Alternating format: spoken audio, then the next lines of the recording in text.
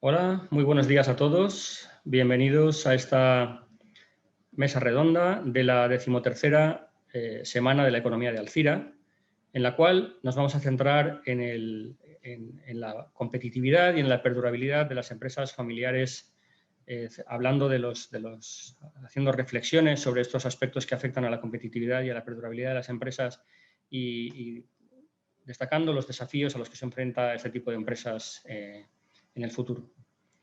Permítanme que me presente en primer lugar y que dé las gracias al Ayuntamiento de Alcira y en concreto a IDEA Alcira por haberme invitado a moderar esta mesa redonda y a compartir este tiempo con dos ponentes excepcionales como son Bernardo Gregori y Alejandro Ríos, que a continuación presentaré. Bueno, yo soy Alejandro Escribá, soy alcireño, pero también soy en estos momentos director de la Cátedra de Empresa Familiar de la Universidad de Valencia. Soy catedrático de universidad en esta misma universidad y además soy investigador asociado del IBIE, del Instituto Valenciano de Investigaciones Económicas. Decía que vamos a centrarnos en las empresas familiares porque las empresas familiares son la columna vertebral de la economía de los países y de las regiones. En la Comunidad Valenciana, más del 91% de las sociedades mercantiles son empresas de propiedad y de control familiar y suponen más de 2/3 partes del empleo y prácticamente 4/5 partes del valor añadido generado, del PIB generado por las empresas de nuestra región. Decía que normalmente se asocia empresa familiar a empresas pequeñas, a empresas poco competitivas, pero esto no es cierto. Las empresas familiares son muy heterogéneas. Las hay grandes, las hay pequeñas, las hay de alta competitividad y de baja competitividad. Y hoy tenemos aquí un ejemplo de una empresa muy competitiva de nuestra ciudad, de Alcira, Grefusa, y en representación de la misma pues tenemos a Bernardo Gregori. Y también vamos a contar con la experiencia de Alejandro Ríos, socio de Boroseta y director de la oficina de Valencia, de Boroseta Abogados, decía, que va a transmitir también su experiencia amplísima en el ámbito práctico del asesoramiento a las empresas familiares en términos de gobierno corporativo, consejos de administración, protocolos familiares, etc. Decía que contamos con dos ponentes excepcionales.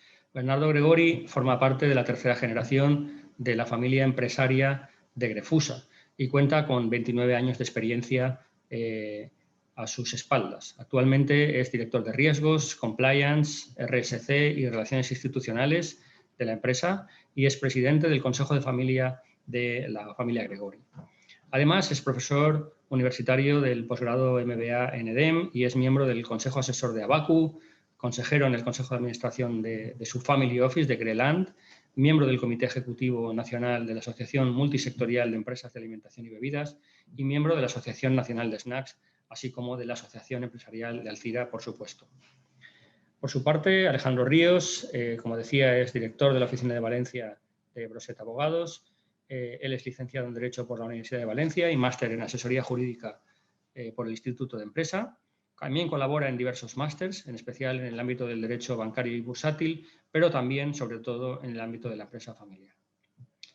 Decía que con la experiencia de estos dos ponentes vamos a poder discutir, hacer un coloquio sobre los factores que influyen en que las empresas familiares puedan alcanzar altos niveles de competitividad y además puedan perdurar en el tiempo a través de diversas generaciones.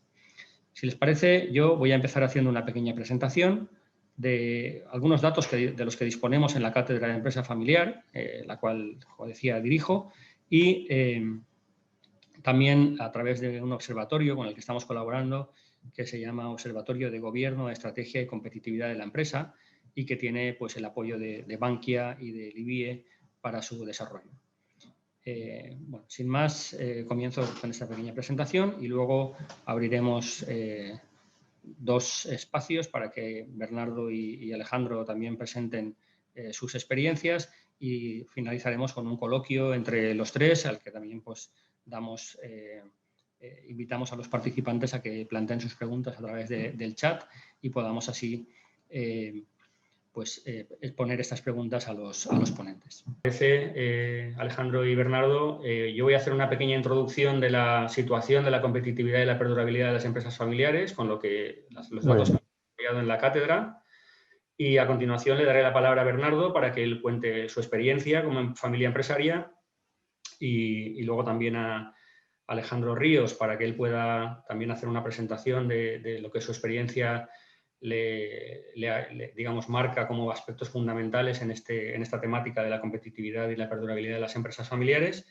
Y luego abriremos una mesa, un turno de preguntas en el que yo iré planteando temáticas y ellos las irán respondiendo, una especie de diálogo.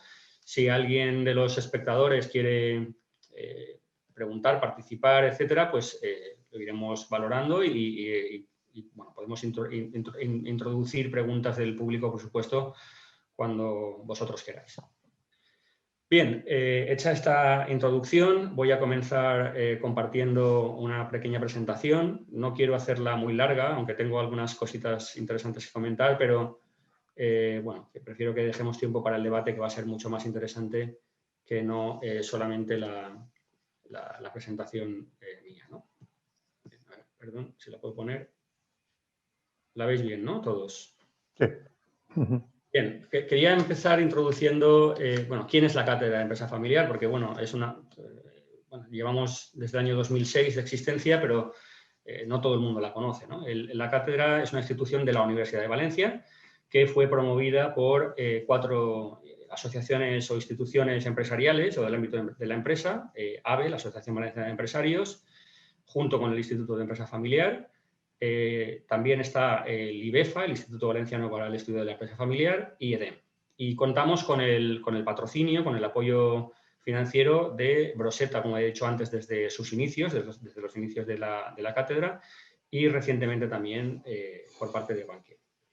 Todas las actividades que hace la cátedra son actividades gratuitas, son actividades dirigidas a mejorar la competitividad y las probabilidades de éxito y la perdurabilidad a largo plazo de las empresas familiares. Esa es nuestra misión y con la financiación y con el apoyo de nuestros socios pues desarrollamos una serie de actividades que tienen como fin eso, que las empresas familiares valencianas mejoren su competitividad, mejoren su perdurabilidad.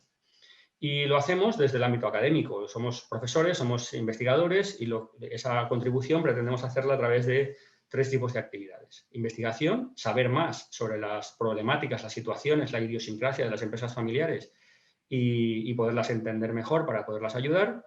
La docencia, transmitir a los estudiantes lo que esta problemática de la empresa familiar o esta idiosincrasia de la empresa familiar, puesto que 2/3 partes de ellos van a terminar trabajando o más van a terminar trabajando en empresas de propiedad y de gestión familiar y por lo tanto tienen que conocer esa realidad y también a través de la transferencia del conocimiento como el acto que tenemos hoy, es decir, llegar a las empresas, llegar al mundo práctico y transferir al mundo práctico el conocimiento que vamos desarrollando en la universidad y también en colaboración con la práctica.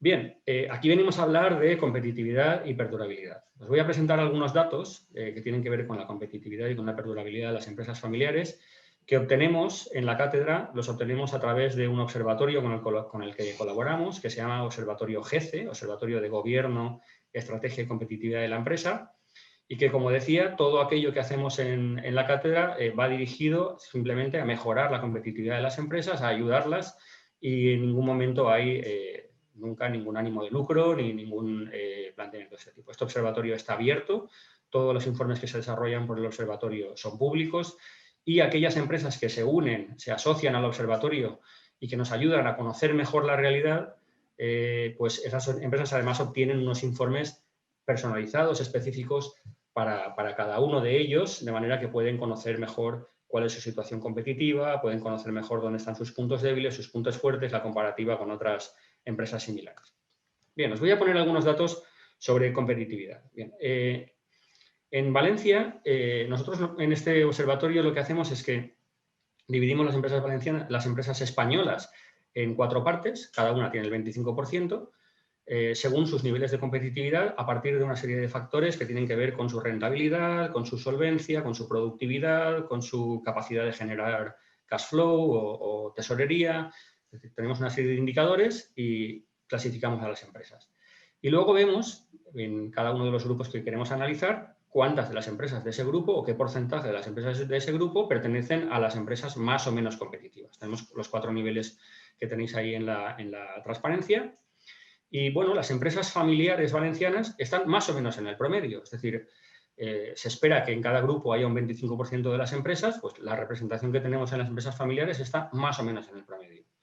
El 49,1% de las empresas valencianas familiares están dentro de los dos primeros grupos y el 51,1% dentro de los segundos grupos, ¿no? Con lo cual, estamos más o menos en el promedio. Sin embargo, cuando analizamos los datos concretos, observamos algunas diferencias que sitúan a las empresas valencianas en general y a las familiares en particular un pelín por debajo de los resultados que otras empresas también altamente competitivas están teniendo en otras regiones. Por ejemplo, tenemos un porcentaje de empresas medianas o grandes un poquito más pequeño que lo que ocurre en las altamente competitivas de otros lugares. Tenemos un poquito menos o sensiblemente menos intensidad tecnológica en los sectores a los que pertenecen las empresas valencianas con respecto a las altamente competitivas de otras zonas. Tenemos una productividad significativamente más baja y una rentabilidad algo más pequeña. Estos son aspectos que, bueno, pues no están mal. Las empresas valencianas altamente competitivas tienen unos buenos rendimientos, pero si nos comparamos con los mejores, estamos significativamente o sensiblemente por debajo. Sin embargo, en solvencia estamos muy bien. Las empresas valencianas tienen ratios de solvencia a corto y a largo plazo muy positivos y en facturación media estamos más o menos en los promedios de las altamente competitivas de otras zonas. Algunos datos de competitividad de las empresas valencianas. Las empresas familiares, en general, suelen pagar salarios un poquito, en general, en esto hay mucha heterogeneidad, pero bueno, en promedio suelen pagar salarios un poquito más bajos que las empresas no familiares. Esto, bueno, hace que los costes salariales sean menores, pero lo importante no es tanto el coste salarial, sino la eficiencia de ese coste salarial, es decir, cuánto podemos sacar de esa inversión en personas. Y lo que vemos es que a medida que incrementamos el tamaño de las empresas, la eficiencia de los costes salariales es mejor. Tenemos un porcentaje de coste menor sobre las ventas. Es decir, que el tamaño ayuda a ser mucho más eficientes y a sacar mucha más productividad y beneficio del capital humano. Las empresas familiares valencianas, en general, en este aspecto, están un poquito mejor que la media de las empresas familiares españolas, lo cual es un buen síntoma.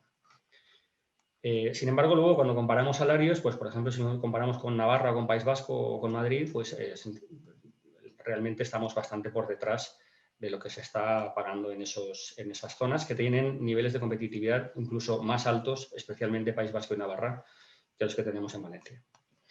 Luego, el tema del tamaño es un tema muy recurrido. Se dice muchísimas veces que el tamaño es un hándicap y, efectivamente, las empresas valencianas en promedio son muy pequeñas, bastante más pequeñas que el promedio nacional o algo más pequeñas que el promedio nacional. Lo que vemos aquí es que la grandísima mayoría, el 69%, perdón, de las empresas valencianas son microempresas, menos de 10 empleados. El resto, pequeñas, medianas y grandes. Menos de un 1% son empresas grandes, es decir, de más de 250 empleados. Y si nos centramos solo en esas pequeñas, medianas y grandes, excluyendo las microempresas, aún así lo que vemos es que las empresas también valencianas, en ellas predomina el tamaño pequeño. Cuando miramos las familiares y no familiares, cuando comparamos entre las familiares y las familiares, como veis, son más pequeñas en promedio que las no familiares. Es decir, la empresa familiar tiende en general a no crecer tanto como la empresa no familiar. Algunos de los otros factores que se asocian a la competitividad tienen que ver con la estructura industrial, con el grado de diversificación de la industria. Lo que vemos en la economía valenciana es que predomina el comercio. La mayor parte de la riqueza proviene del comercio, transporte, hostelería, etcétera. Y luego, pues, el peso de la industria es más reducido. El peso de la industria con tecnología alta o media alta está en torno al 8, algo por ciento. Es decir, estamos o al 8%, estamos en niveles bajitos de industria de alta tecnología o de servicios intensivos en conocimiento. Si nos comparamos con otras comunidades más competitivas, pues aquí hay mucha diferencia. Sin embargo, aquí he sacado lo mismo gráfico para la Ribera Alta y hay una realidad un poquito distinta. El comercio pesa un poco menos, el transporte es importante, pero con un peso relativo menor al que veíamos antes. Y lo que tenemos es mucha industria en la Ribera Alta, lo cual es un aspecto positivo. Ahora que quizás pues, con una tecnología, un nivel de tecnología media alta más alto que el promedio valenciano, pero con un peso muy alto de la industria digamos, de baja intensidad tecnológica. Bueno, son rasgos que seguramente afectan a la competitividad y que ayudan o no a que las empresas mejoren su competitividad. Otro aspecto relacionado con la competitividad es cómo están gobernadas las empresas.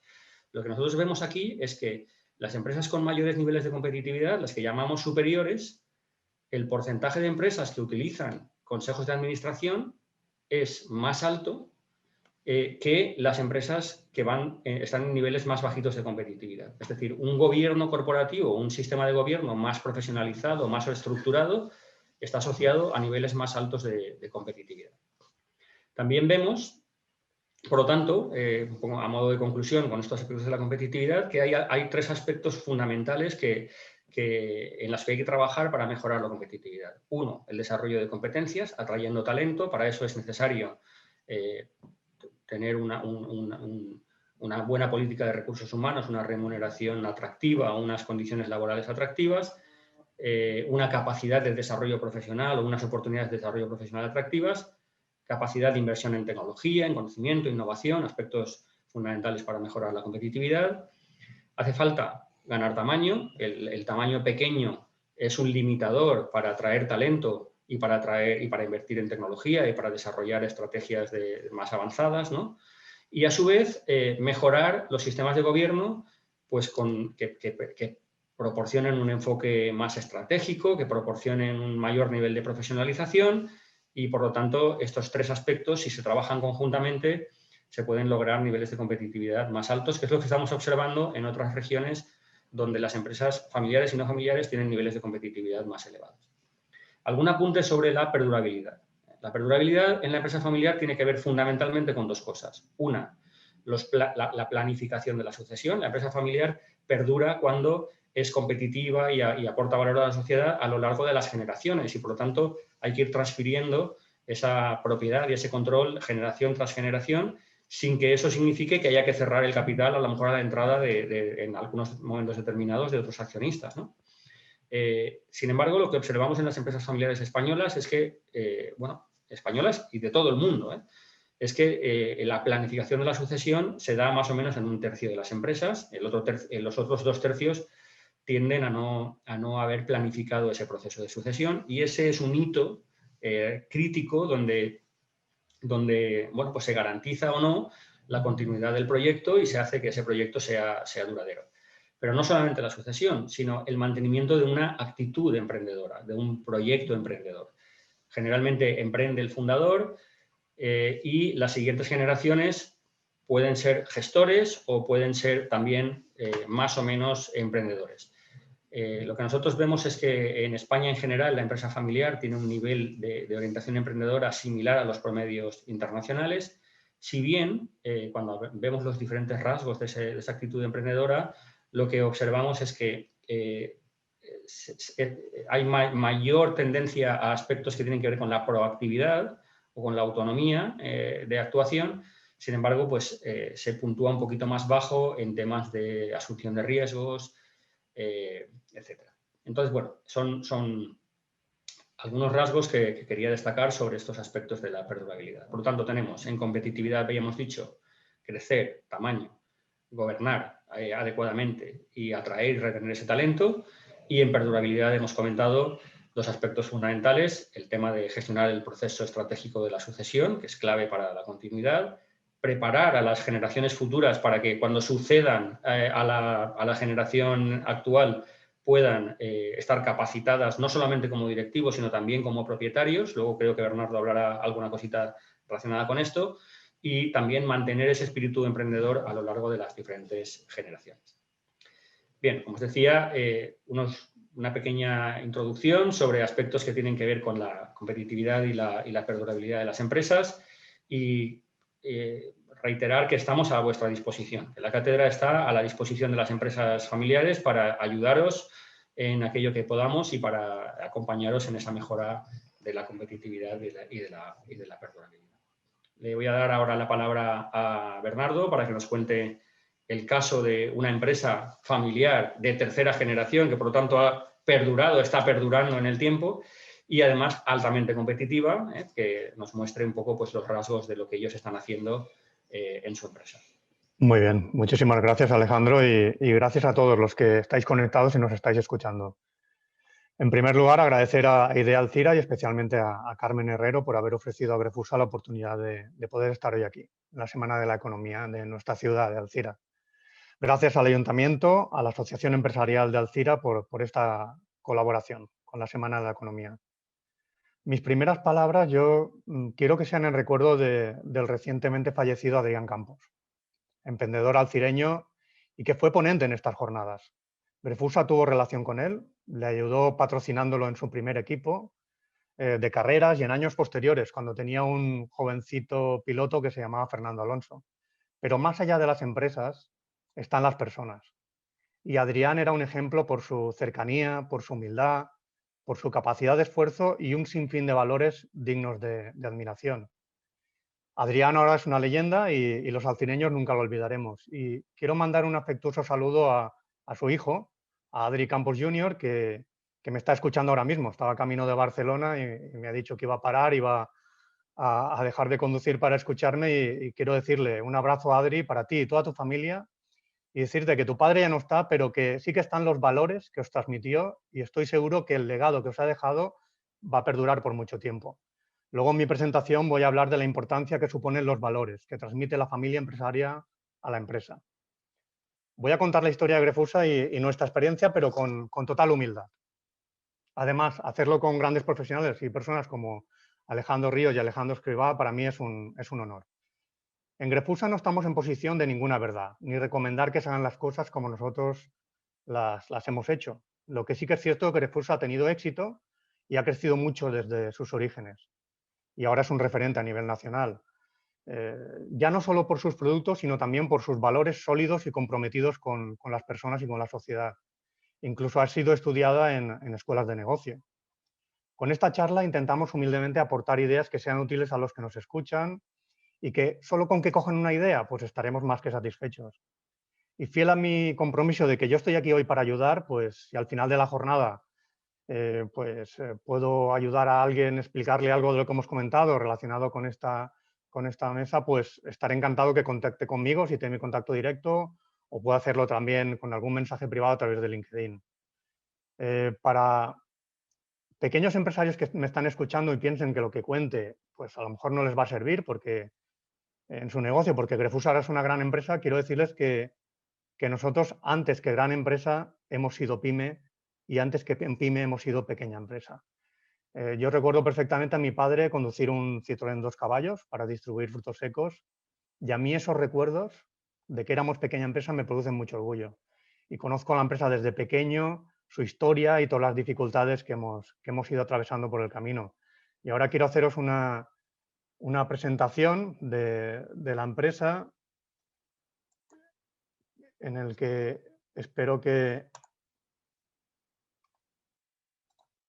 No sé si estáis viendo ahora. Sí, Bernardo, sí. Vale, perfecto. Bueno, pues somos Grefusa y tenemos la tremenda suerte de fabricar un producto que divierte, que alegra y ahora en la pandemia es fundamental.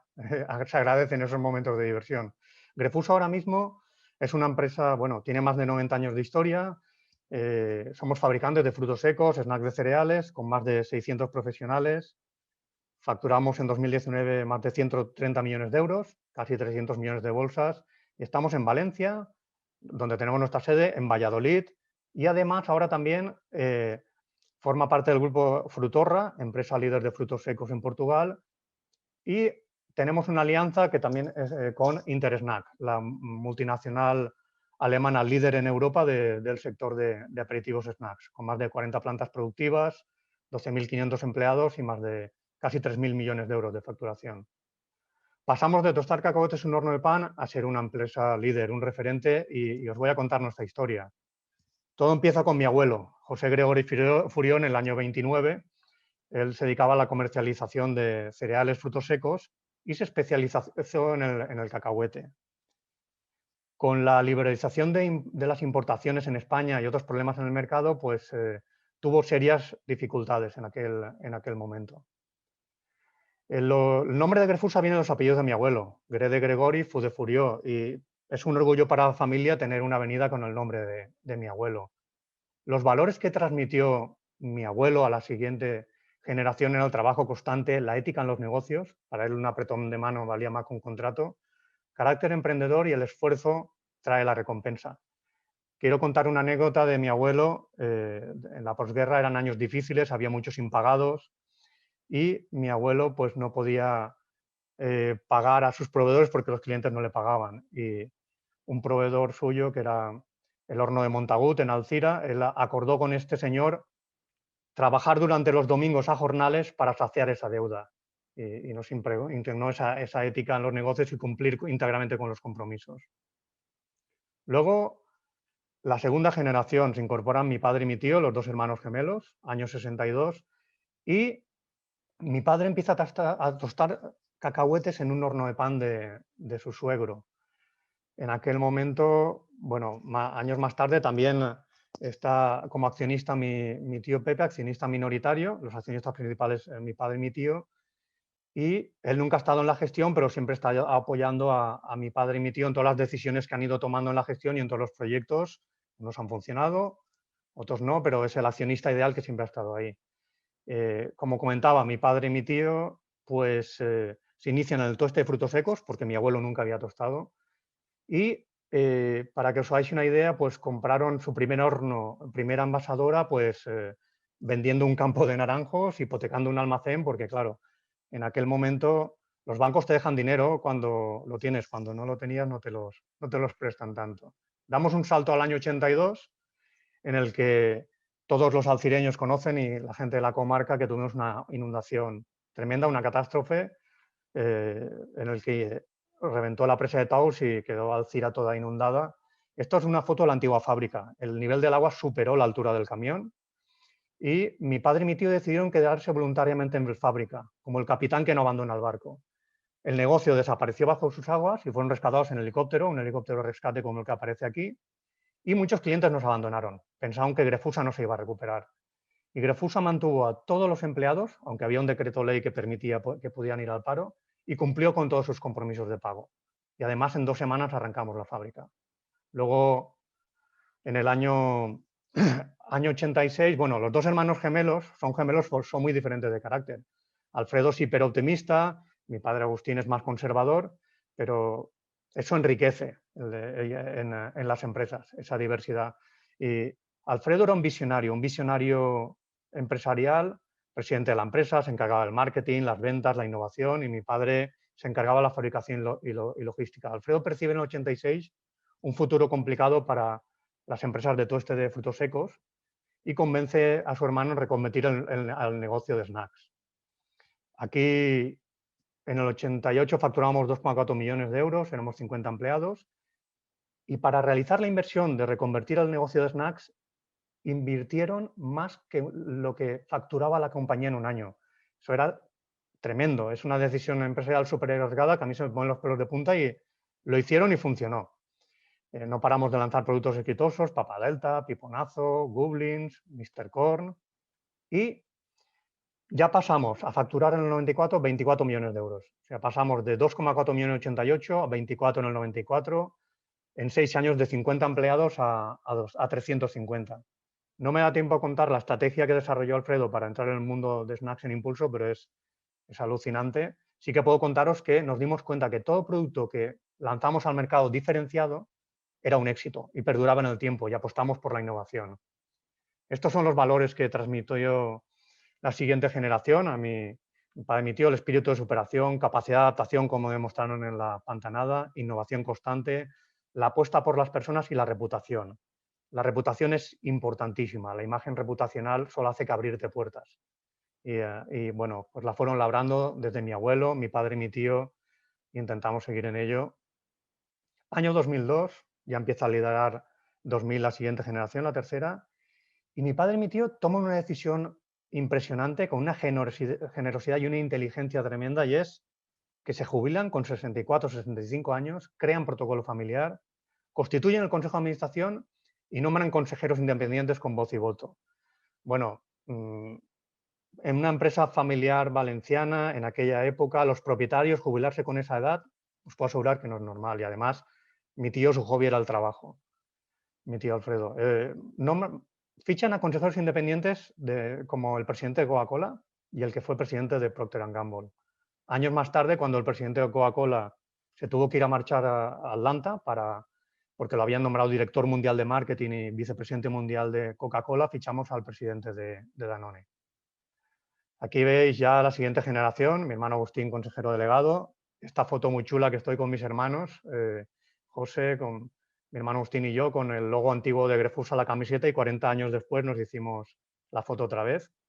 Debo decir que el fotógrafo hizo Photoshop porque yo tengo el pelo blanco y aquí lo tengo todo de color. Y bueno, comentaros también que Agustín, que lidera ahora el negocio, que es el consejero delegado, pues además es un ejecutivo muy reconocido y tenemos la suerte de que forme parte de la familia quien lidera el negocio. Él da clases de gestión de éxito para familias empresarias en EDEM, en curso de alta dirección. Sus colegas profesores son, por ejemplo, el presidente del Grupo Osborne, Hortensia Roig, presidenta de EDEM y consejera Mercadona. Él es actualmente el presidente de la Asociación Multisectorial de Industria, Alimentación y Bebidas y preside las reuniones con los consejeros delegados de empresas como Coca-Cola, como Danone, como Unilever, Campofrío, Nestlé, todas estas empresas.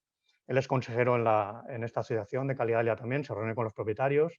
Es vicepresidente actualmente, le pidieron estar en el consejo de AINIA, en el Instituto Tecnológico, y es vicepresidente de AINIA y además participó, por ejemplo, en el proceso de selección de quién iba a llevar la dirección de AINIA. Él estuvo en el proceso. Ha recibido multitud de premios como ejecutivo y aquí, por ejemplo, y también como emprendedor. Aquí tiene un premio que recibió de EY de manos del Consejo de Economía. Seguimos lanzando productos con éxito, Tijuana, los Snacks y, bueno, nuestra evolución de ventas de los últimos años.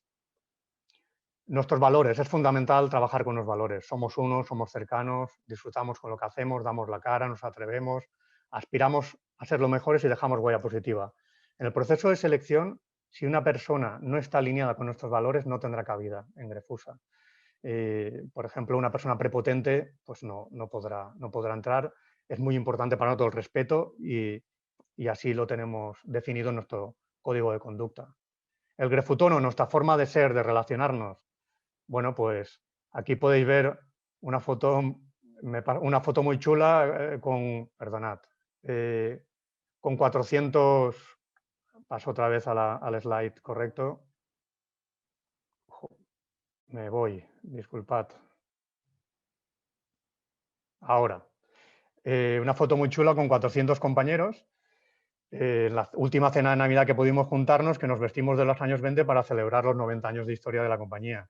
Una actividad muy chula que hicimos se llama Grefucine, que invitamos a empleados y familiares a una peli de estreno Disney. Tuvimos que cerrar toda la sala de Kinépolis de Alcira, las 10 salas, porque, bueno, pagamos la entrada a más de 1000 personas y la verdad que son actos chulísimos que aquí los Grefurunners, que todos somos uno, llevamos la misma camiseta y bueno, colaboramos mucho con el Banco de Alimentos, con Cruz Roja. En cuanto a innovación, deciros que en el 2014 consideraron de los top fabricantes de empresas de gran consumo de España, Grefusa estaba entre las 10 primeras, por delante de empresas como L'Oréal o Nestlé. En 2019 nos dieron el premio a la empresa más innovadora de toda la Comunidad Valenciana. Hemos recibido reconocimientos pues, como premio a la mejor industria alimentaria en 2014. Aquí está mi hermano Agustín recibiendo el premio en manos de la ministra de Agricultura, Alimentación y Medio Ambiente. Innovamos también en redes sociales. Hicieron un estudio Big Data, Inteligencia Artificial de 2000 marcas y consideraron a Grefusa una de las marcas con mejores estrategias en redes sociales en España. En nutrición, bueno, pues fuimos la primera empresa del sector de aperitivos, snacks, en no utilizar aceite de palma al 100% de sus productos. cuando hace 19 años nadie hablaba de aceite de palma, Grefusa ya tomó esa decisión apostando por un producto más saludable para sus consumidores, aunque tuviese un mayor coste sin repercutir al cliente. Nos dieron premio NAOS por compromiso nutricional. Aquí está Agustín recogiendo el premio de manos de la ministra de Sanidad. Este es el consejo de familia, del que luego os puedo hablar en el debate. Estoy con mi prima Merche, mi prima Rosa, aquí está mi hermano José, Agustín y yo, y otro señor también que no es de la familia y se parece un montón a Alejandro Ríos. Y bueno, y aquí podéis ver una foto de también que hacemos reuniones también Consejo de Familia cuarta generación, con todos los chavales, que alguno creo que me está escuchando y que les dije que les voy a hacer un examen en la próxima reunión. Como reflexiones finales, pues bueno, algo que decía mi tío, que intentaré luego hablar, que está todo por inventar. Luego, mi hermano Agustín, esto fue un titular en expansión, no hay mercados maduros sino mentes antiguas, la innovación nunca se agota. Y comentaros también pues que el abuelo creó la empresa, los hijos la desarrollaron y al contrario de lo que dice el refrán, con los nietos sigue creciendo. Y también que los Grefu valores son nuestra esencia de compañía, nos definen, nos hacen únicos y las empresas sin valores creemos que tendrán un futuro más complicado. Gracias. Obrigado, thanks y seguimos hablando. Muchas gracias, Bernardo. La verdad es que conocer la historia de una empresa como esta, claramente, como he dicho antes, que perdura en el tiempo a lo largo de distintas generaciones y que demuestra su competitividad todos los días con tantos reconocimientos y con tan buenos resultados, pues es un placer siempre, ¿no?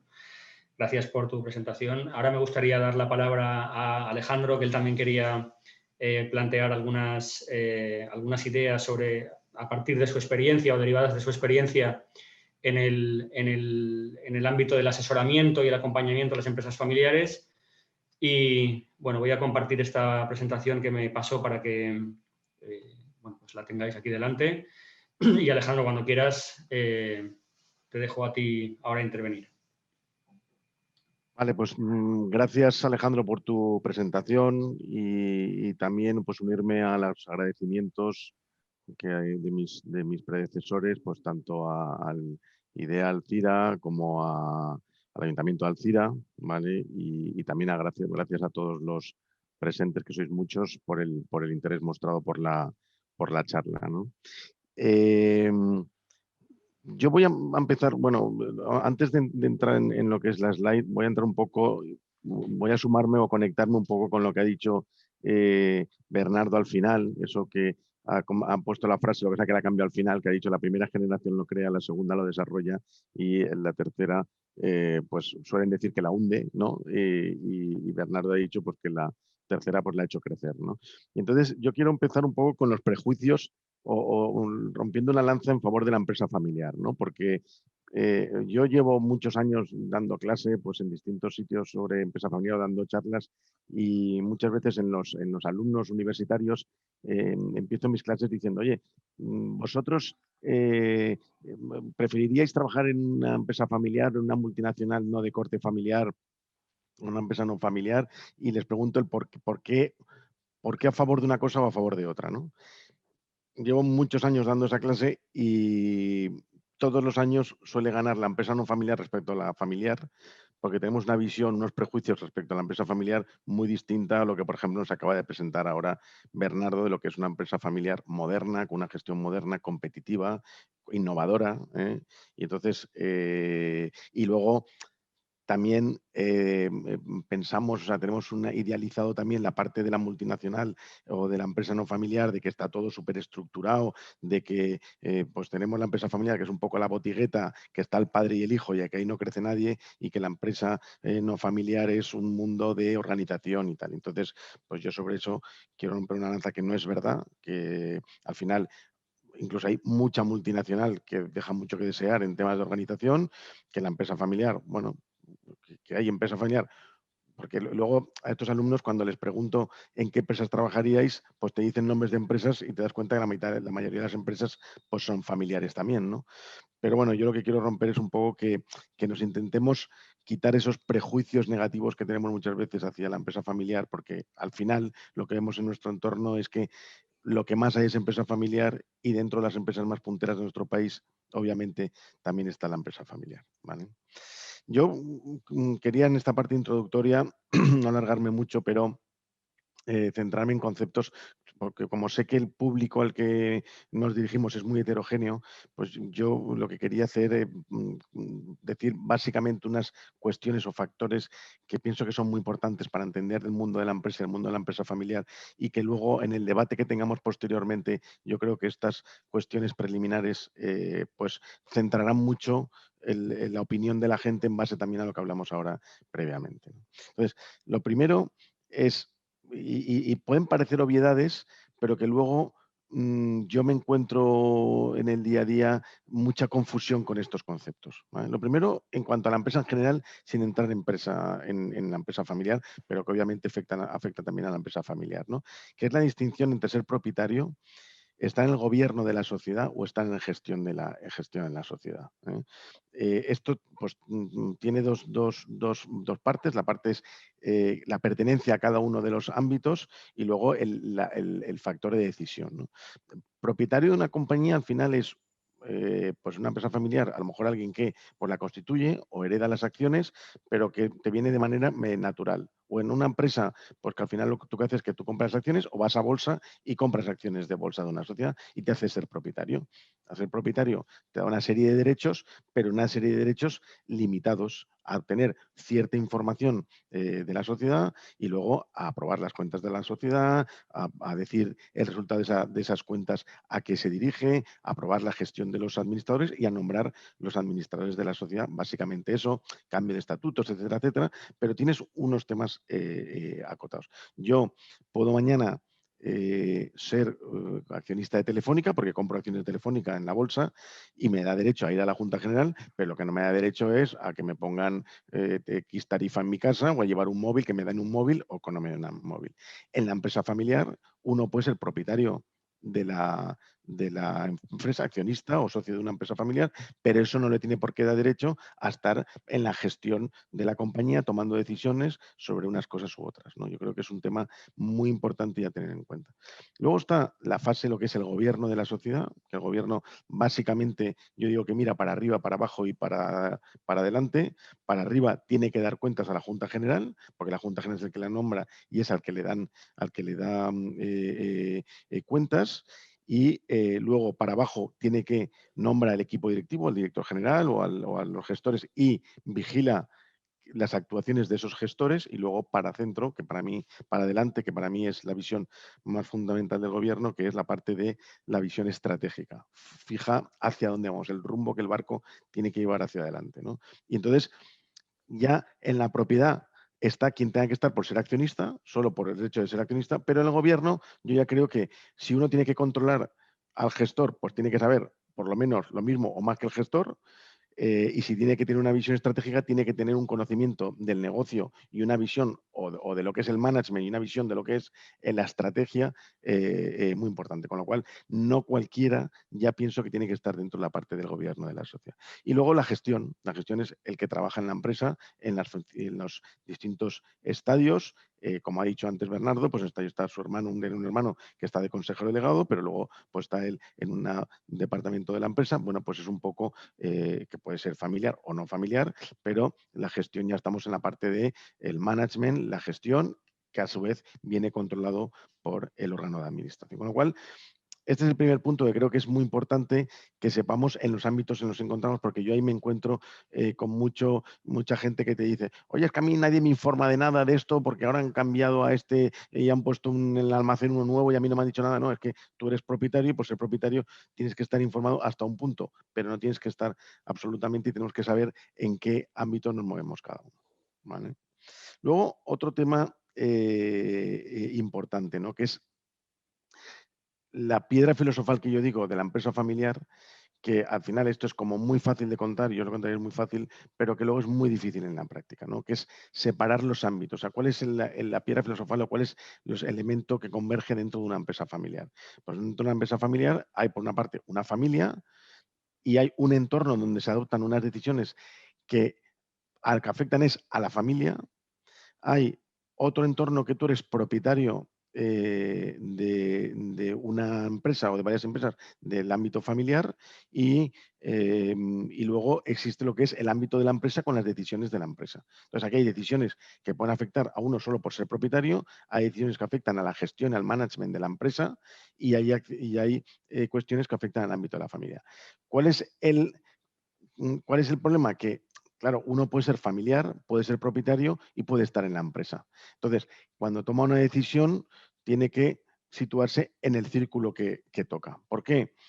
Porque si nosotros al final, para solucionar un problema familiar, que es que mi hijo o mi hija pues no tienen trabajo y entonces los tengo que trabajar y los meto en la empresa y los meto en un puesto directivo de la empresa, porque a lo mejor no sé dónde meterlos, lo que he hecho ha sido un problema familiar que tengo en casa a un hijo o una hija en paro, lo que estoy haciendo es solucionándolo, poniéndolo solucionándolo en el circulito de la empresa y poniéndolo a trabajar en la empresa en un puesto que no le toca.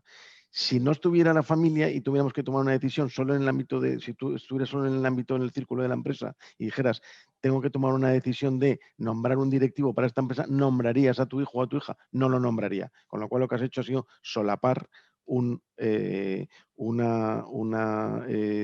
decisión familiar en lo que es el ámbito de la empresa con el perjuicio que eso tendría a la empresa, ¿no? Entonces, y luego la propiedad también, pues al final, si yo necesito tener recursos para la familia o yo como propietario, pues a lo mejor vaciar de recursos a la compañía por un tema de yo como propietario, yo como familiar, pues obviamente estoy otra vez solapando los intereses de uno u otro. Entonces, ya veréis y luego en el debate lo iremos viendo que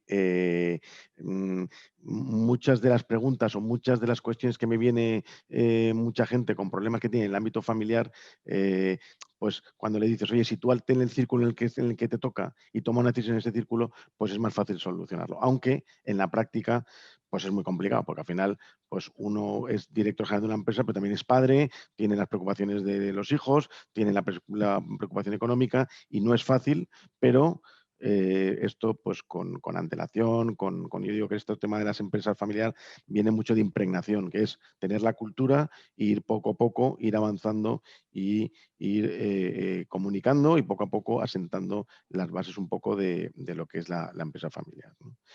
Y luego otro factor que es el tercer cuadro de abajo, que creo que es importante también, es que obviamente, pues luego tú tienes la piedra filosofal, pero luego hay muchos factores que dependen de cada empresa. Primero, de cada familia, porque la idiosincrasia de cada familia es distinta, incluso de cada empresa es distinta, pero luego, claro, no es lo mismo una empresa de un determinado tamaño que una empresa de otro tamaño y una familia de un tamaño que otra familia de otro tamaño. O sea, yo tengo algunas clientes pues, que son empresas que tienen pues, más de 1.000 trabajadores y que tienen, pues a lo mejor de familia no más de 10, y entonces, pues al final ahí como que el acomodo es más sencillo que empresas que son 50 trabajadores y de familia son 30.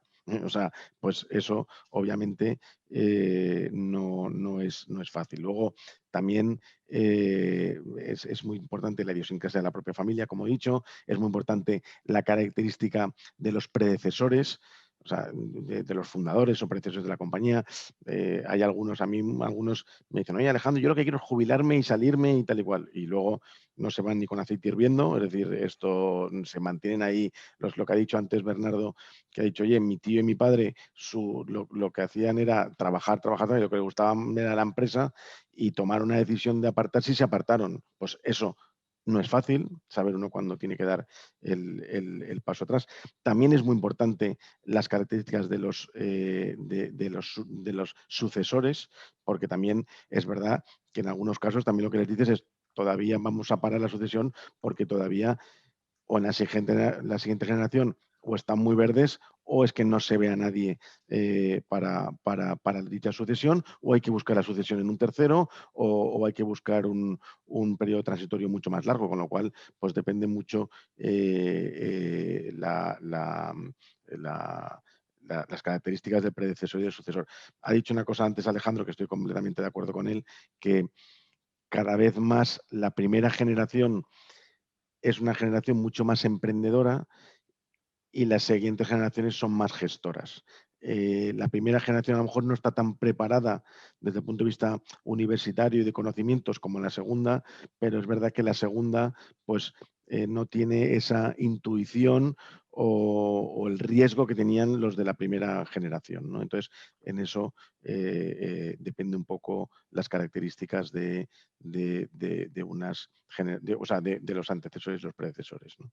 Y bueno, entonces con este caldo de cultivo, con estos ingredientes, pues luego ya lo iremos viendo, pues ya veremos si nos estamos metiendo en el ámbito de la propiedad, el gobierno, la gestión, ya veremos si lo que nos estamos metiendo es en el ámbito de la familia, de la empresa o de la propiedad, o ya nos veremos dentro de la empresa, pues qué tipología también nos encontramos, ¿no? Y yo creo que como introducción aquí me quería quedar.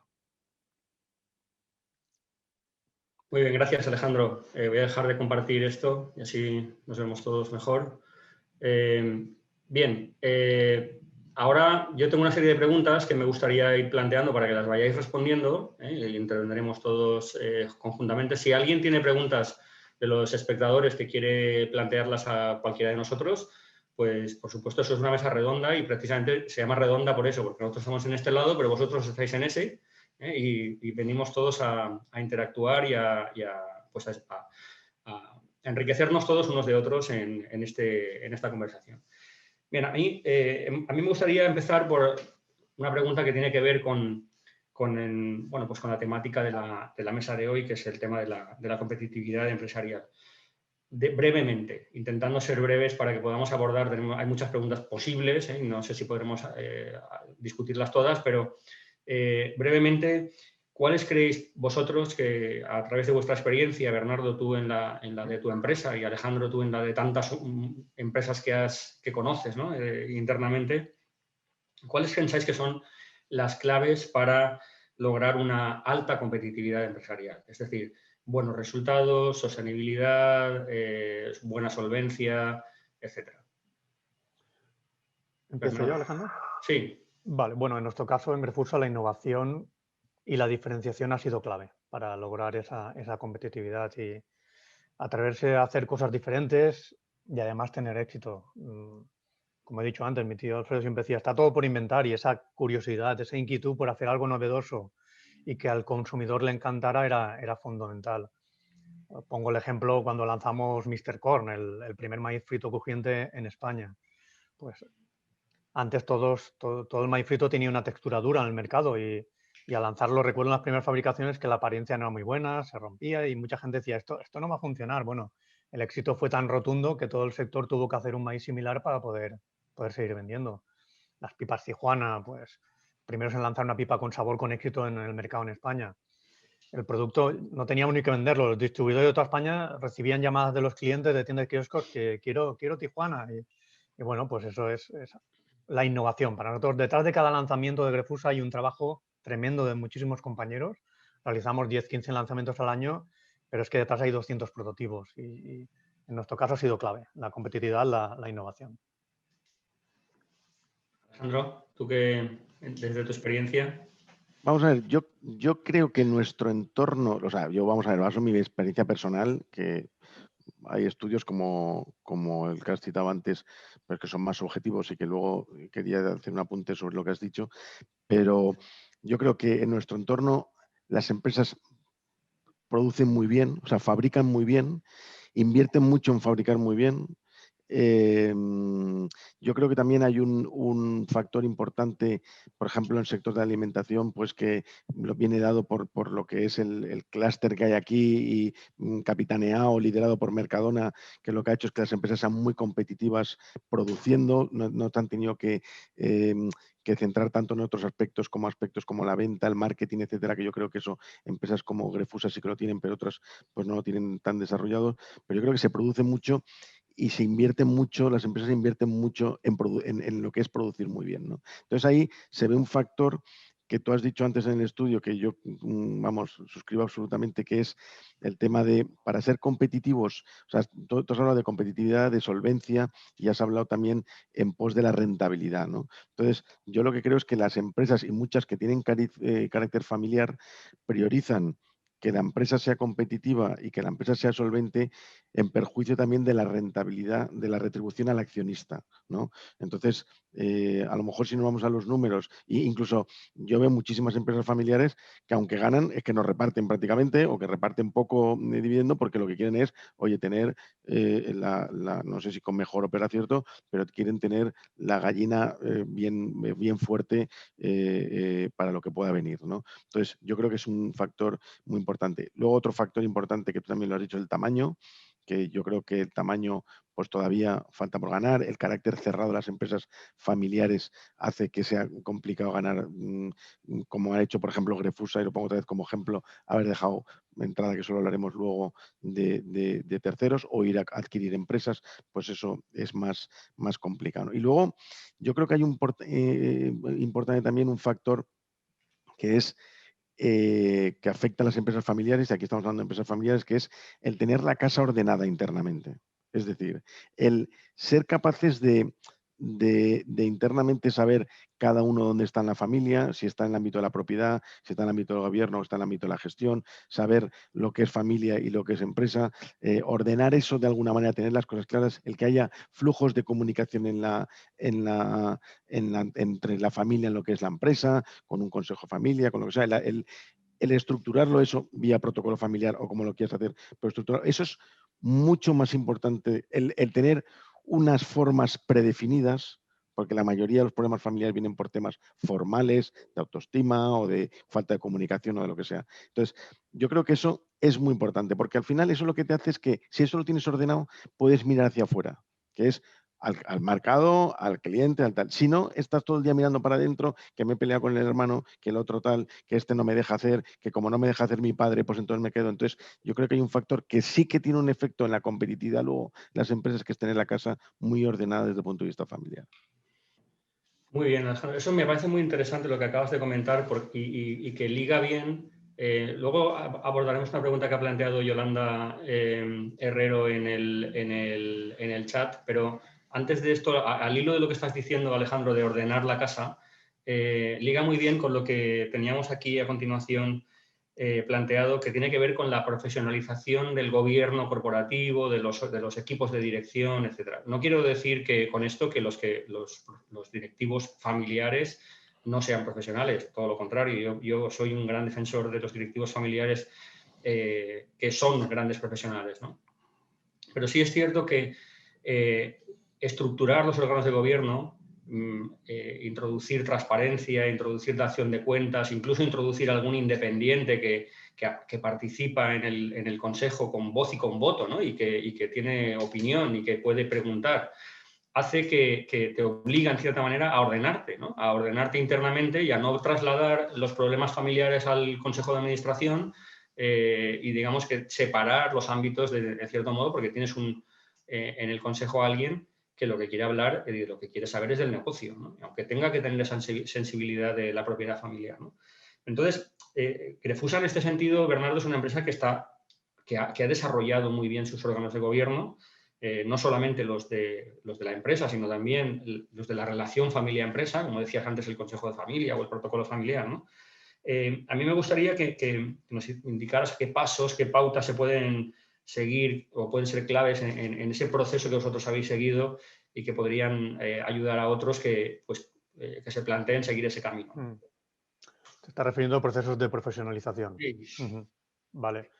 Bueno, nosotros en la familia hemos dado prioridad a la profesionalización. Para incorporarse a la empresa priman criterios profesionales y no familiares. Por ello hemos establecido condiciones muy restrictivas para la incorporación. La gestión del talento es fundamental. El mejor activo que tienen las empresas son las personas que lo forman. Y para gestionar el talento adecuadamente es muy importante la selección de personal, la evaluación del desempeño, identificar el potencial de cada uno, planes de carrera y también identificar a sustitutos en los puestos clave. Siempre hemos buscado desde hace años la excelencia en todas las áreas del negocio. Tenemos un Grefuvalor, de los que mencionaba antes, que llama Aspiramos a ser los mejores. Y aspiramos a ser los mejores en lo que hacemos como empresa, en lo que hace cada uno en su trabajo, en su área, en su departamento. Queremos mejorar continuamente. Cuando personas externas a Grefusa han tenido contacto con nosotros, se han llevado sorpresas muy positivas del grado de autoexigencia que tenemos, de nuestro nivel de gestión. Muchos compañeros que proceden de grandes multinacionales y trabajan ahora con nosotros nos han comentado que tenemos mejores procesos de gestión y más coherentes que la multinacional de donde proceden. Para nosotros ser bueno en Grefusa no es suficiente, queremos ser excelentes y eso supone una mejora continua. A la gente que le guste la rutina, la monotonía, no salir de su zona de confort, pues no tiene un buen encaje en Grefusa. Muy bien. Antes de darle la palabra a Alejandro, aprovecho para introducir la pregunta que ha hecho Yolanda Herrero en el chat. Te pregunta Bernardo, en Grefusa, ¿cómo medís la satisfacción del cliente o del consumidor? Si hacéis alguna valoración, o sea, si elaboráis algún índice de satisfacción que es el resultado de mañana, ¿no? Si tienes los clientes satisfechos, pues seguramente os llegarán los beneficios posteriormente. Nosotros tenemos la suerte de interactuar muchísimo con los clientes y para ello tenemos las nuevas tecnologías. Recientemente se ha realizado un estudio que somos la tercera empresa con mejor interactuación, por ejemplo, en Instagram de toda España, de todas las marcas. Es estar muy cerca del consumidor. Así que lo estudiamos muchísimo y continuamente. Estar cerca de él y aprovecharse de las nuevas tecnologías para conocer qué es lo que piensa. Cualquier lanzamiento, antes de lanzarlo también, hay muchos test previos donde haces estás evaluando y saber qué es lo que, si va a tener éxito lo que vas a lanzar, si gusta, pero sí, ahí está hablando de la parte de producto, sí que interactuar mucho con el consumidor final. Muy bien. Alejandro, antes, sobre la pregunta que estábamos haciendo en cuanto a esos procesos de profesionalización, tú has vivido muchísimos porque has acompañado a muchas empresas en este proceso. ¿Qué crees tú que es lo fundamental para ordenar eso? Y al hilo de esto también hay una pregunta que hace Lidia, que aprovecho para dar las gracias a Yolanda y a Lidia por ir preguntando, que tiene que ver también, en cierta manera, con este gobierno corporativo. Dice que has dicho que es importante separar lo familiar y lo personal. Pregunta, ¿hay que separar lo familiar y lo personal en el tema laboral o en el mundo de los negocios? ¿O puede haber una forma de conciliación de los dos ámbitos? Vamos a ver, separar, como ha dicho antes Alejandro, o sea, cuando decimos profesionalización no es a todos los de la familia fuera y vamos a traer profesionales, no. O sea, es que el que tenga que estar en un determinado puesto sea por las características del puesto y las características de la persona. Si es familiar, incluso mejor. Entonces, yo tampoco me gustan las reglas de, no, pues familiares fuera o vinculados. No, lo que hay que hacer es establecer bien las normas y luego poner tanto los criterios de selección como los criterios luego de supervisión que sean lo más objetivos posibles, porque ahí es donde viene el problema. O sea, aquí estamos con lo de los círculos, ¿no? Es muy difícil que luego en el ámbito empresarial pues uno no piense que pues su hijo es capaz y a lo mejor más que el sobrino. Es muy difícil que el hijo mayor o la hija mayor por el hecho de ser el mayor o el hijo o el chico pues se crea que es el que tiene que heredar el puesto del padre. Cuestiones de estas pues que hay que desvincularlas de lo que es el tema familiar, ¿no? Ahí juegan muchas cosas, porque juegan temas emocionales, porque también juegan cuestiones de generosidad. O sea, al final, en una empresa no todo el mundo puede mandar, y al final, pues para mí tiene mucho, dice mucho una persona cuando dice, no, le dice al hermano o a la hermana, no, yo quiero que seas tú el que lideres la empresa esta porque tú lo vas a hacer mucho mejor que yo. Pues eso muchas veces no es fácil, ¿no?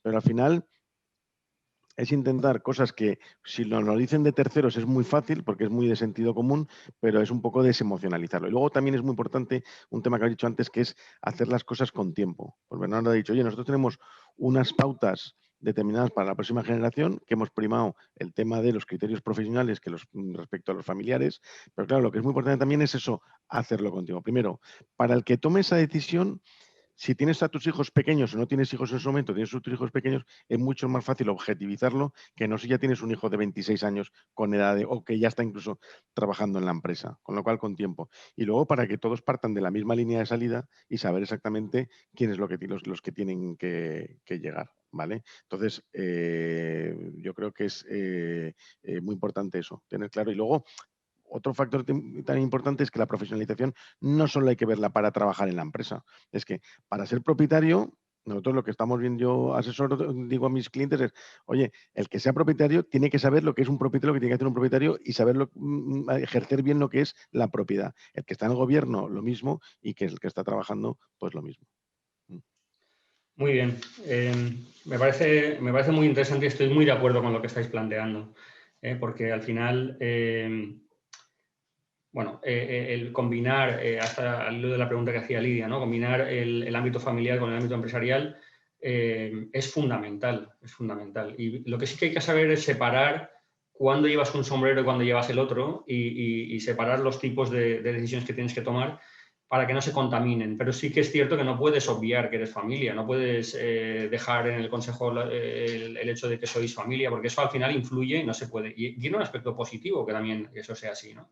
Porque el apoyo, el compromiso, la visión a largo plazo, eso también forma parte del carácter familiar, ¿no? Entonces, hay que combinarlos. Lo que sí que creo yo que es que hay que formarse, hay que conocer experiencias, hay que hablar con gente que ha pasado por esos procesos para coger aquello que te puede funcionar, ¿no? Y en tu caso, porque cada caso es distinto.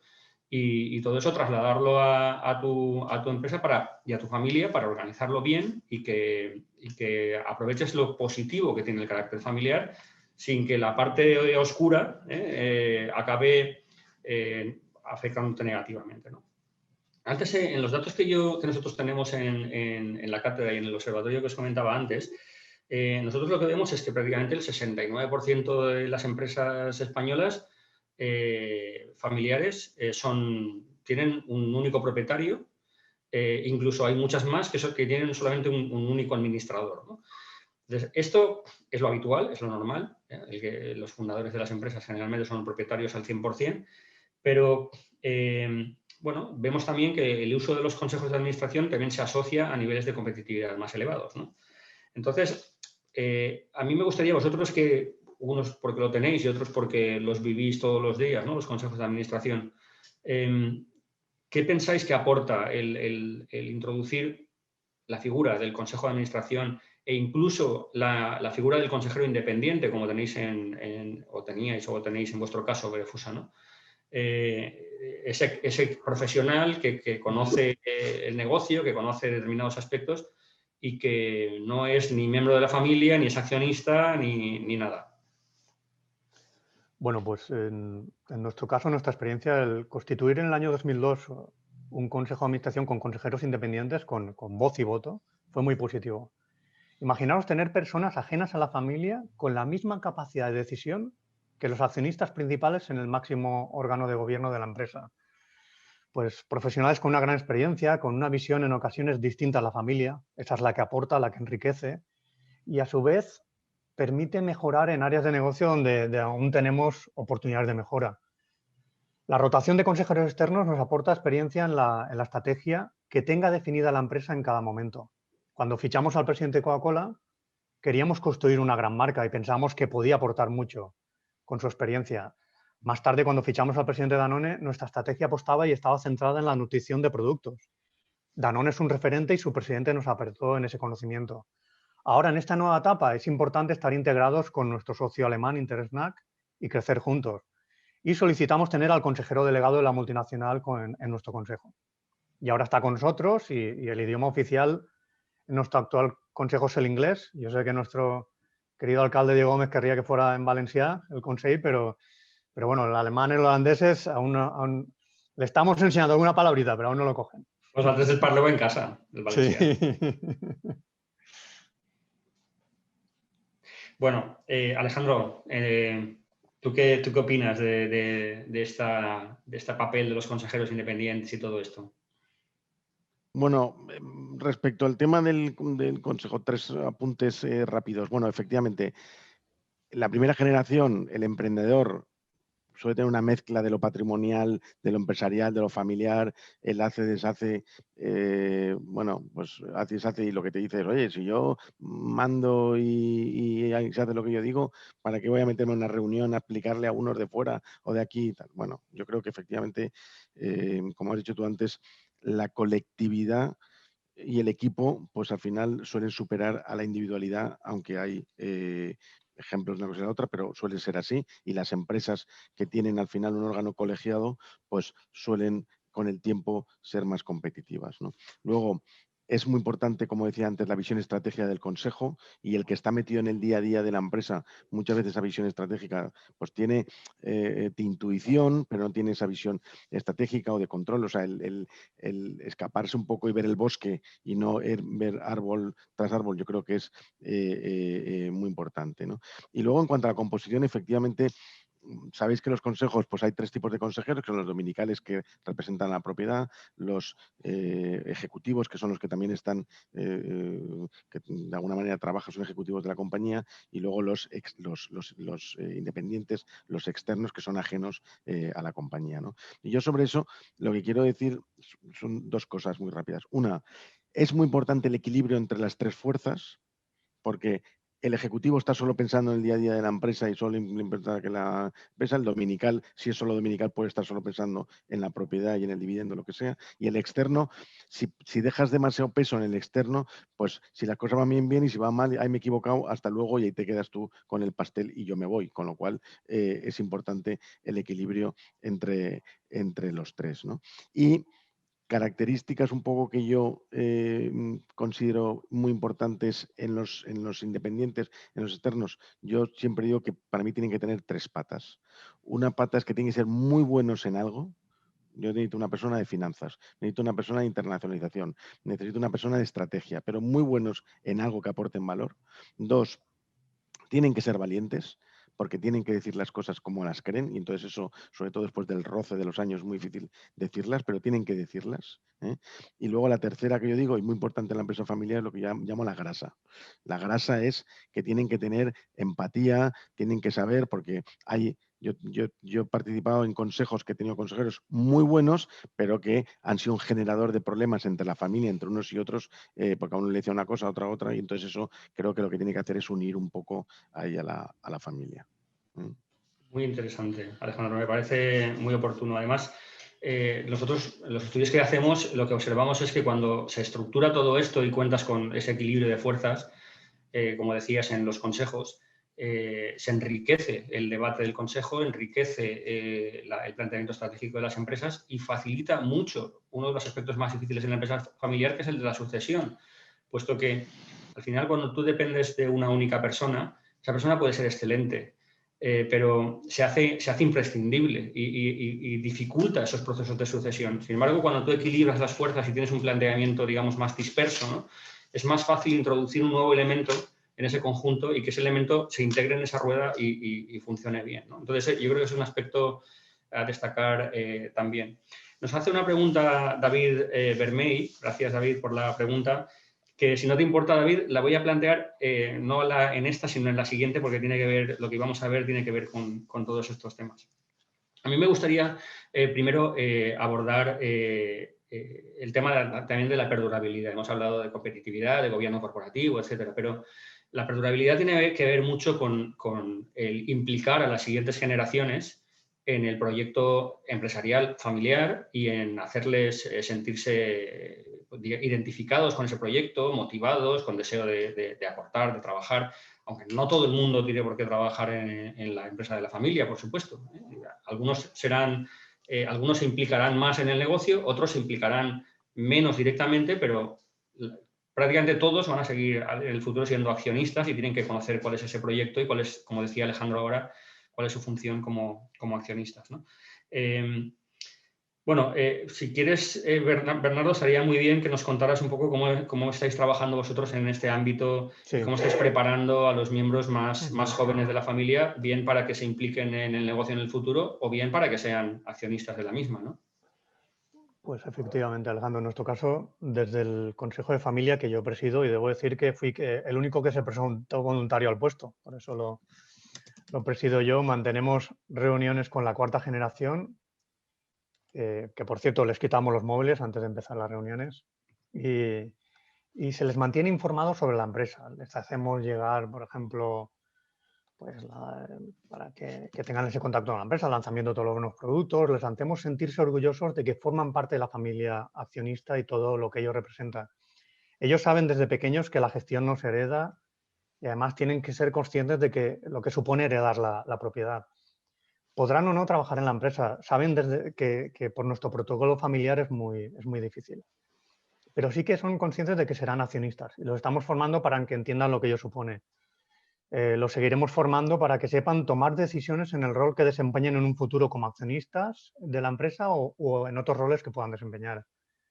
En sus primeros años de vida laboral van a trabajar en otras empresas ajenas a la familia, donde su apellido no va a tener ninguna influencia y se van a curtir y estamos seguros que tendrán éxito y el día que les pidamos que vengan a ayudarnos a Grefusa, pues espero que nos digan que sí. Y bueno, ahora tenemos, como he dicho, la suerte de tener un líder en el negocio que lo está haciendo fenomenal y los hechos lo avalan, que además es de la familia. Y nos gustaría tenerlo también en un futuro. Pero todos tenemos claro un concepto. La primera decisión es que el negocio funcione. Y esta decisión está por delante de quien lidere el negocio, que pueda ser alguien de la familia o no. Y eso es lo que estamos haciendo. ¿Cuáles que pensáis vosotros que son las buenas prácticas en vuestra práctica habitual? ¿Perdón? No, Alejandro. Vale. Bueno, ¿Cuáles yo pensáis creía un vosotros que son poco, las buenas prácticas, ¿no? sí, bueno, yo un poco creía que un poco remarcar lo que ha dicho Bernardo, pero de otra manera. Uno, él ha dicho, primero, tiempo, porque lo que hay que hacer es con suficiente antelación para que la gente sepa, o sea, ya desde pequeños que vean con el mantra este de, oye, tú no vas a trabajar aquí por el hecho de apellidarte Gregori, sino tienes que estar preparado. Entonces, uno es el tema de eso, hay que hacerlo con tiempo para que luego no hayan sorpresas. Segundo, preparación. Aquí yo siempre les cuento un poco la anécdota del notario, ¿no? Que digo, esto es como uno que su padre es notario o su madre es notaria y de repente pues ve que tiene un trabajo pues, que está muy bien, que económicamente está muy bien y le gusta mucho y dice, papá, yo quiero ser notario como tú. Y dice, fenomenal, pero tienes que sacar una oposición. Pues aquí esto es un poco lo mismo, ¿no? O sea, uno puede gustarle la empresa familiar, puede gustarle el trabajo de su padre o de su madre en la empresa familiar, pero tiene que llegar a ese puesto de una manera porque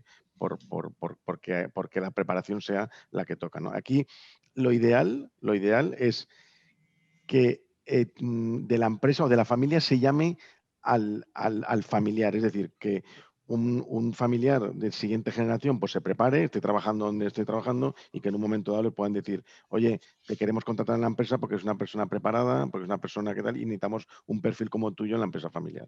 Más que estés ahí en la puerta de la empresa con el plato preparando un puesto, o sea, pidiendo un puesto de trabajo. Uh-huh. Muy bien, ahora me gustaría pasar a David. Nos hacía una pregunta sobre, bueno, decía David Vermey, a ver que recupere la pregunta porque ahora no la veo. Disculpad mi intromisión. Sí. Es que a las 12:30 de otra mesa tenemos que ir terminando. Sí, vamos cerrando. Sí, una última pregunta y cerramos. Gracias, Carmen. No, pero nos quedan 10 minutos. Nos quedan 10 minutos. Uh-huh. Sí, 10 minutos quedan. Sí. Bueno, iremos cerrando. Era 12:30, ¿no? Cuando terminamos. ¿Mm?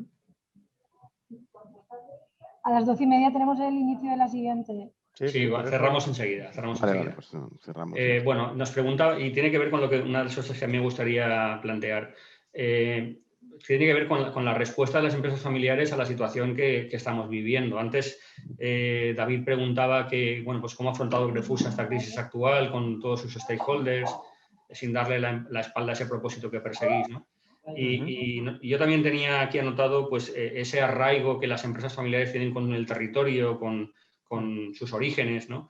Y bueno, ¿cómo pensáis que ese arraigo puede estar también afectando a la manera en que se responde a estas situaciones? Bueno, respecto a la pregunta de cómo hemos afrontado esta crisis, nosotros Y sobre todo el papel que juega el componente familiar, pues una de las grandes ventajas que aporta la empresa familiar es la cercanía que puede dar la familia accionista a todos los empleados.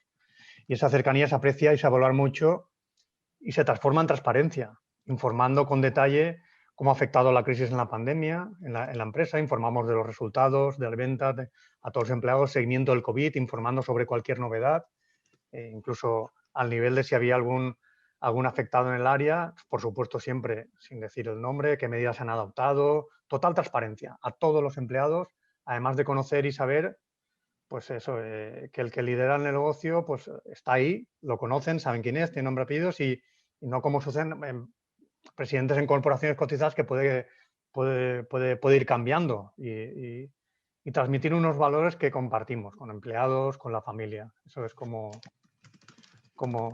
hemos llevado la crisis. Y no sé si quieres que responda directamente a lo del territorio, Alejandro. Bueno, nos queda poco tiempo y entonces yo creo que casi que Vale. podemos concluir, ¿no? Yo solo añadir ahí un tema que puede jugar a favor y en contra. Es decir, por una parte, el hecho de pues la vinculación con la empresa hace que una empresa familiar tenga una visión mucho más largoplacista que no otra, que de repente, oye, a lo mejor voy a estar sacrificando los beneficios de los próximos 8 años, pero me da igual porque viene una familia detrás y porque tengo un arraigo también en la ciudad donde estoy o lo que sea, con lo cual eso les hace pues que frente a unas situaciones de crisis, pues que tenga una visión más largoplacista y no, oye, como esto no va a dar dinero, pues la cierro o ya está. Pero a la vez esa excesiva emocionalidad con la empresa o esto que vino del padre tal hace muchas veces que se tomen decisiones más emocionales que reales y que en un momento dado pues incluso lleve a uno que peligre su propio patrimonio personal, etcétera, etcétera, ¿no? Con lo cual yo creo que ante situaciones de crisis puede jugar un doble papel. Yo creo que la parte positiva es largoplacismo, el compromiso con la tierra, ¿no? Y con la gente de tu entorno, yo creo que es muy importante y ayuda mucho, pero a la vez te puede dar a tomar decisiones que puedan ser equivocadas. Muchas gracias. La verdad es que ha sido una mesa interesantísima. Yo quiero también agradecer a todos los espectadores pues, que hayáis estado aquí todo este tiempo escuchando estas aportaciones de estos dos profesionales. Y bueno, recordar que las empresas familiares son la columna vertebral de la economía, representan la gran mayoría, más del 90% de las sociedades que hay en nuestro país, alrededor del 90% de las sociedades. En España aportan prácticamente 2/3 partes del empleo, prácticamente un 60% de la riqueza. Y bueno, tenemos unas empresas familiares en la Comunidad Valenciana y en la Ribera Alta muy competitivas, algunas con niveles de competitividad muy elevados y con una experiencia generacional importante. Mi recomendación es que, bueno, pues que todos aquellos que estáis implicados en empresas familiares, bien como propietarios, bien como miembros de la familia, bien como empleados de las mismas, pues que os acerquéis a la formación, que os acerquéis a otros empresarios que han pasado por las mismas experiencias, que compartáis experiencias, que pidáis opiniones y bueno, sin más, pues que aprovechéis toda esa experiencia y ese conocimiento que existe y que ponemos muchos a vuestra disposición para ir mejorando día a día y conseguir una economía cada vez más fuerte, más potente, más arraigada y con un empleo más estable y de mayor calidad, que al final repercutirá, por supuesto, pues en mayores impuestos, en mayores aportaciones a la sociedad y bueno, en mayor beneficio y bienestar para todos. Gracias a todos por vuestro tiempo, gracias a Alejandro Ríos y a Bernardo por dedicarnos y compartir con nosotros toda vuestra experiencia y reitero pues, que estamos a vuestra disposición para cualquier cosa que podáis necesitar de nosotros y en la que os podamos ayudar. Muchas gracias a todos y muchísimas gracias. Muchas gracias. Muchas gracias. Fenomenal. Una cuestión para... Muchísimas gracias de parte del Ayuntamiento también. Y también quería comentar al hilo de las palabras de Bernardo, dedicadas a Adrián Campos, que bueno, como panelista que fue de la Semana de la Economía en su 7ª edición en el año 2015. Vamos a emitir el vídeo a lo largo de la semana de aquella ponencia que que también pone tan en valor nuestra ciudad y nuestra economía. Y además hablaba mucho Adrián sobre el territorio y cómo le impactaba a él el estar en Alzira y que tenga toda su sede en Alzira, todo su taller, cuando para él era mucho más fácil el estar en otro lugar, pero ahí demostró mucho ese sentido de territorio y de alcireño. O sea que fenomenal que lo imitáis, estupendo. Ya lo anunciaremos con tiempo, pero quería aprovechar la audiencia que habéis tenido, que ha batido récord, también lo tengo que decir. Muchas gracias. Oye, muy agradecidos, de verdad. Y yo lo he dicho, que yo estoy aquí para ayudar y si puedo ayudar a alguien más, aunque termine esta charla en otro momento, será un placer, de verdad. Me consta, me consta. Muchísimas gracias a los tres. Gracias a todos. Gracias a Alejandro. Hasta luego. Chao.